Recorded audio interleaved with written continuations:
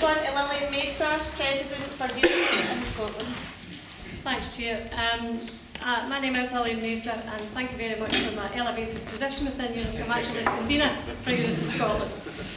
That said, folks, I'm going to keep this relatively brief. I'm keen that we get some discussion and debate, and unlike my colleagues, I'm not going to run over my 10 minutes, hopefully.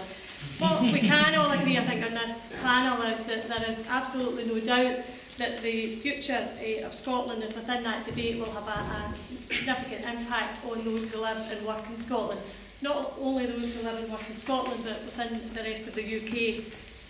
That's why it's important for me in Unison, and it's important for our members in Unison, and indeed the trade union and labour movement, that we consider the questions and the concerns and the implications of an independent Scotland within this constitutional debate.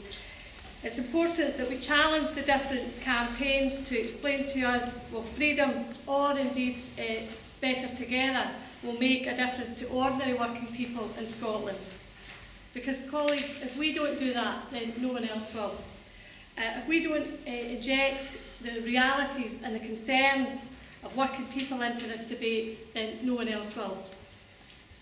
That's why across Scotland, Unison Scotland have been campaigning with our members to make sure that we work together to define what an independent or a Scotland that we want to live in will look like.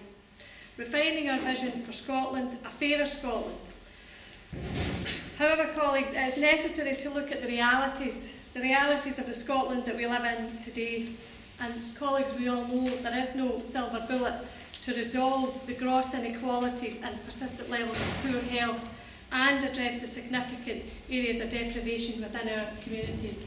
As a health worker working in Scotland for over 28 years, we continually see the issues of poor health and well-being within our communities and the devastation that brings to families within those communities.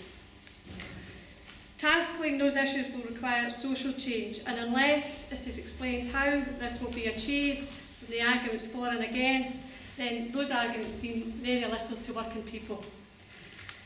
In Unison, our idea of Scotland that we want to see is one where money is spent on quality public services, and that is viewed not as a drain on society, but achievement within a better society.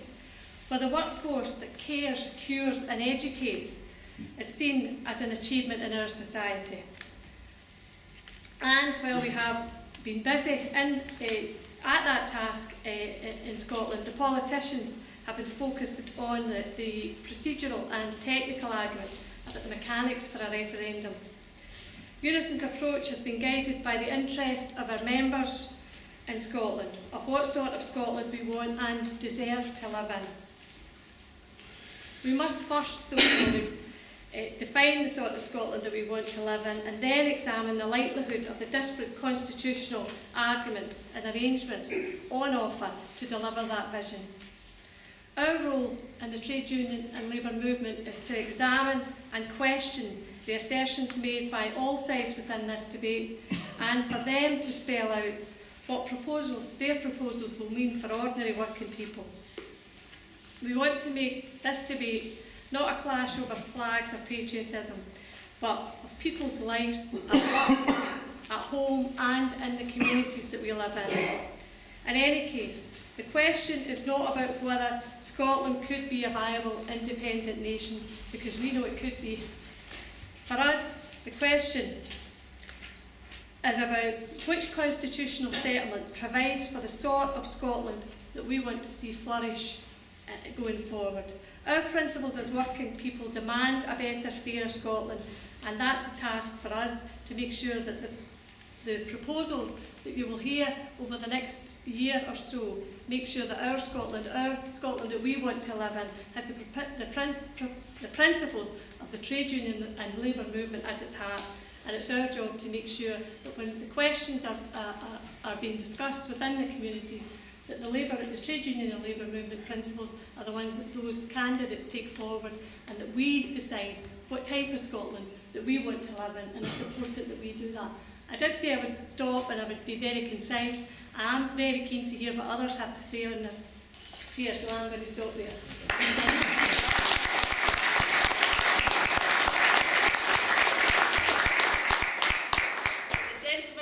white shirt who's still right. Wait in the wild.